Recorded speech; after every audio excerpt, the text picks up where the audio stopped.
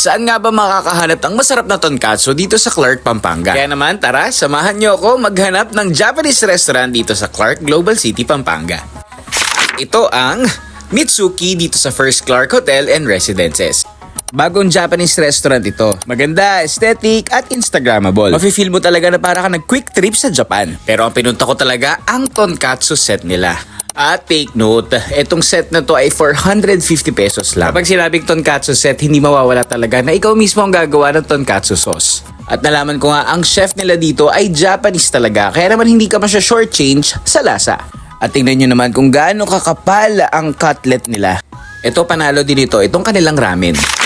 And of course, dahil gutom na ako, tikiman time na. Sobrang lambot, sobrang thick, at sobrang flavorful talaga. Para talaga akong dilala sa Japan. Yung soup, yung mga side dishes, sobrang perfect na pang-balance dito sa ating katsu set.